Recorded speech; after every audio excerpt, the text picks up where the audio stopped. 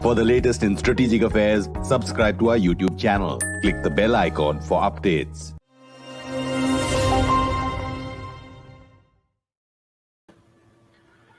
Hello and welcome to StratNewsGlobal. I'm Surya Gangadharan.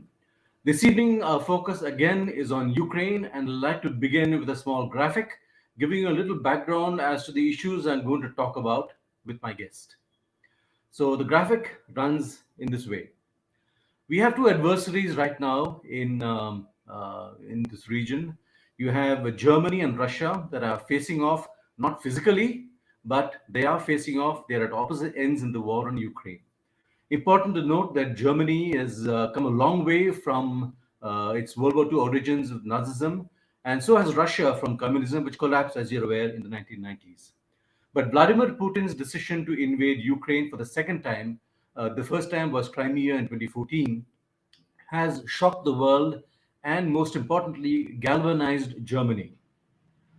Berlin has nearly doubled its defense spending to over €1 billion and is rebuilding its military. It could also be willing to lead Europe in what could be a potential confrontation with Russia. Now we're going to go into the details with our guest, Dr. Marcus, sorry, Dr. Marcus Pindur.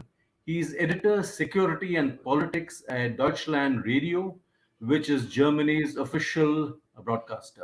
Dr. Pindur, welcome. Glad to have you. Nice to have you. So, Dr. Pindur, my first question, it's rather early, I know, 11 days, but what is your sense of where this war is going? That is hard to tell, given the brutality of the invasion and Putin's targeting and killing of civilian people. There can be little doubt that Russia is the superior power. On the other hand, the war is not going well for Putin. He has amassed nearly 200,000 troops around Ukraine, and still, after 11 days, the Ukrainian army is clearly not beaten. The losses of the Russian army are staggering, and the Russian army is stuck in the north of Kiev, of the Ukrainian capital. We don't really know why. Maybe it's because of bad logistics. Maybe it's because of the interference of the Ukrainian army. We really cannot tell right now. What we can tell by the lot of reports that are coming in with refugees who are coming into Poland and Germany also, refugees from the Ukraine, there has been an awful lot of destruction of civilian buildings, hospitals, and a lot of killing of civilian people. It looks like being an integral part of the Russian strategy, military strategy. And given that fact, it's hard to tell what's going to happen right now. But I think that the resistance of the Ukrainian army is quite significant and much more stiff than the Russians expected, certainly. But they can stall the Russian military at some point. But I think they are the inferior military force. And you would say that Germany is now prepared to lead a formal European resistance against Russia's invasion. What would this entail? The thing is, this is not a confrontation, first and foremost, between Germany and Russia. True. This is, the war is in Ukraine. It's an attack of Putin on the European peace order after 1990. That seems to be the problem right here, because he wants to reestablish a sphere of influence that resembles that of the former Soviet Union. And Germany will not do anything without its strategic partners in NATO. Keep in mind also that this is more a confrontation of the Western world or its allies with Russia than it is a confrontation only between Germany and Russia. Germany has been hesitant to be really forceful in its response. It has attracted a lot of insecurity from its allies. Um, the German chancellor came around after Putin finally opened the war and went for an invasion, full-scale military invasion of Ukraine. Yeah. Then, within 2 days, Chancellor Scholz announced that he will raise the federal spending per year on the military from 50 billion to at least 70 billion euro per year, that he will raise a fund for to supply the German armed forces, which have been in a very poor state lately, of $100 billion. And I don't think the Germans are yet ready to lead in a political way. I'm not so sure their European neighbors would agree to that and like that. Germany's role in the past has always been one of treating lightly and remaining in the back, at least politically, strategically. Um, Germany is right now confronting the fact that as the most significant economic power in Europe, it also has to pay its fair share in military deterrence in Europe. Yeah. And that is a big step for Germany. It may not look so big from our neighbor's position or the United States, but that's a big, Yeah. big, big step for Germany. Mhm. And do you believe the US will come to Europe's aid assistance in the event of something going south? I mean, The Americans already have sent more troops. 10,000 more American troops are now at the European eastern flank, in the Baltic states, in Poland, in Romania. The other allies, France, Germany, and some other allies, have also sent more troops to the eastern flank. Where the NATO response force will eventually, within a couple of months, move there too. That's a force of 50,000 soldiers. I very much doubt that Putin will risk confronting NATO directly because, as you said, the United States being part of NATO, there is a significant chance that NATO will respond collectively to any attack on a NATO member. yeah, It's a high likelihood. It's within NATO treaties. So I think the US will keep its foot on the European continent. It will provide more assistance, but Europeans would be well advised to spend more on their military deterrence as they are doing today. And they would mhm, be well advised to cooperate more on military matters.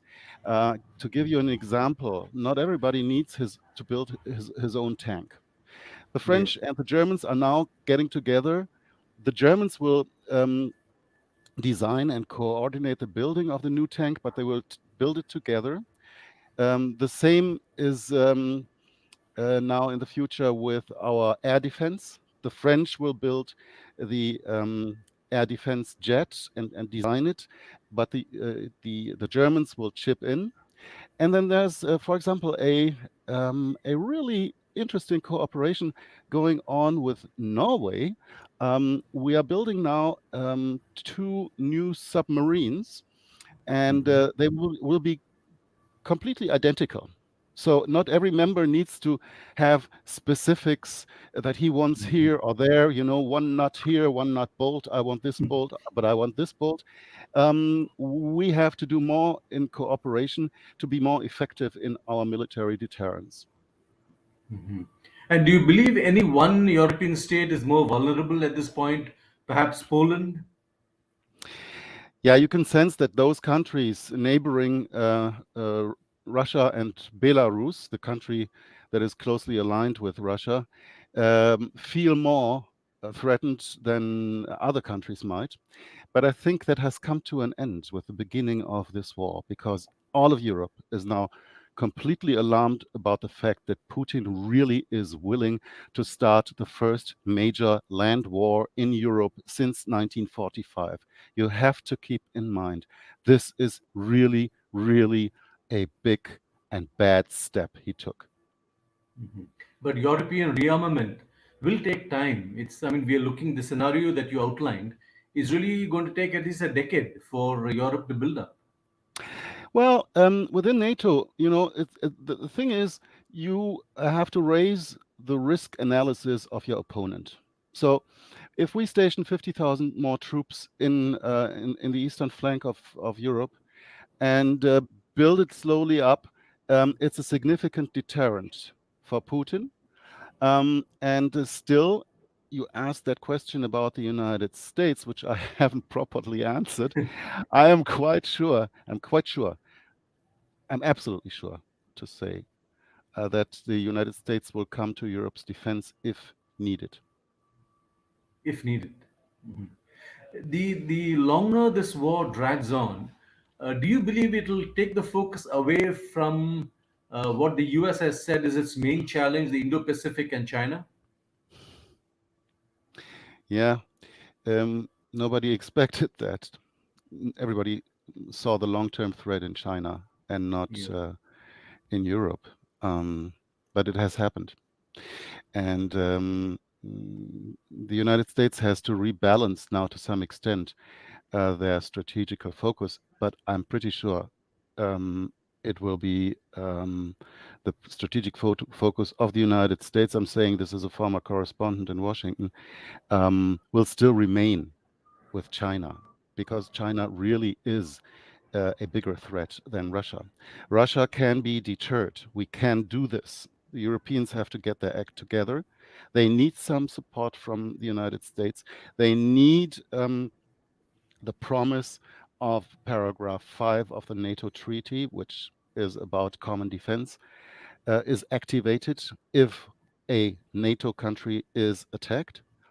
But we have to, in the future, deal with the fact that we have to spend on our own military deterrence, because I do think that the strategic focus of the United States will shift to China in the middle term. No, there is a view that Ukraine has been led up the garden path by perhaps the US in terms of egging it on to take on the Russians, and then when the invasion happens, the US is not there to help out. I don't think so. Ukrainians have made up their minds. They have shown in 2014 with their Orange Revolution that they see their future in Europe, in the West, in democracy, freedom, human rights. They're not willing to go back to the Russian Empire. They don't see their future there. It needed no one to lead the Ukrainians up to this. They got support. The Ukraine got economic support, for example, from Germany, several $billions. For the past 5 years, I think it was $4 billion. Euro, not dollars, euro, which is a little more.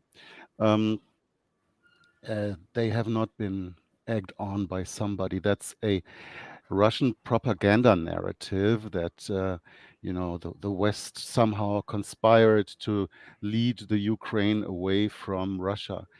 That's not the case. It's just that the Ukrainian people see their future in the West, in democracy, um, in a welfare state, in human rights, freedom. Just a second. When when we in India look at what's happening in Ukraine, it's our concerns are largely focused on the evacuation of Indian nationals, Mm. and there's a fair amount of criticism. I mean, it's perhaps there, but is there? I mean, I don't know if you've looked at this closely, but do you feel India has been neutral in this? We've been more inclined to one side or the other? We were all surprised to hear that India abstained from the vote to condemn Russia in the United Nations Assembly. We look at India as a democratic partner.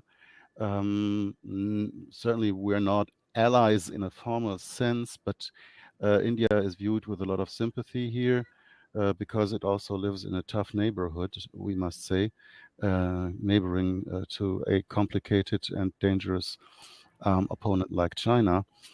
So we were all surprised.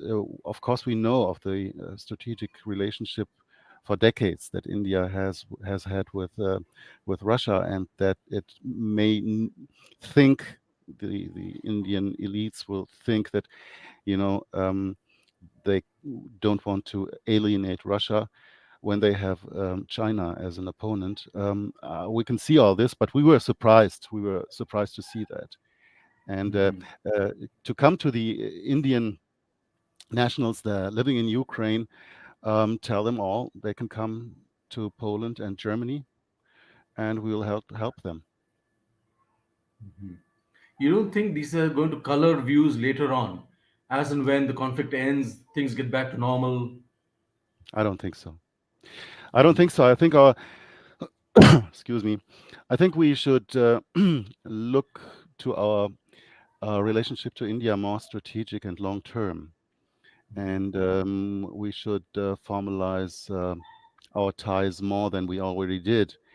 A vote, you know, n- at this point, abstaining on this kind of development is a little odd and reminds us of a long history of um, global relationships. But I think I think we are looking at India in a more long-term way, and I don't think this will immediately damage um, Germany's relationship with India. I don't think so. So, last question, just getting back to Ukraine, what is Putin's end game here? A quisling government, Zelensky's removal? A quisling government is probably what he had in mind, but it becomes increasingly less likely. Remember, Ukraine is a big country in Europe. Yeah. It's not as big as India, of course, and for Indians, this may look as a small country, but there are 50 million people living there. Remember, we are 82 or 83 million Germans, 130 million Russians. So it's the largest country in Europe, size-wise, Yeah. and it has a large population. And a quisling government only makes sense if you are sure you can hold on to that country Absolutely. without popular uprisings, without guerrilla warfare, um, uh, without popular discontent. And this looks extremely unlikely if he installs a quisling government that it can hold on for power for more than a year or a couple of months. Now, we have seen the brutality of the Putin regime, so we really don't know what's in the future. But I think he may be able to defeat the Ukrainian army, but he will not be able to defeat the Ukrainian people for a longer period of time. And I think that was his major miscalculation. He has probably um, made his biggest mistake up until now.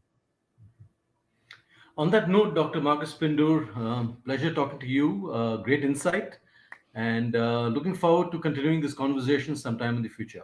Thank you very much, Thank sir. you. Thank you, Surya. It was my pleasure. Thank you. Always great to Thank you. talk to India. Lovely, lovely. Thank you. And for all of you out there who've been following this conversation, continue with your comments, questions, and observations. Do subscribe to our YouTube channel. Follow us on social media and Instagram, Twitter, of course. Thank you and good night.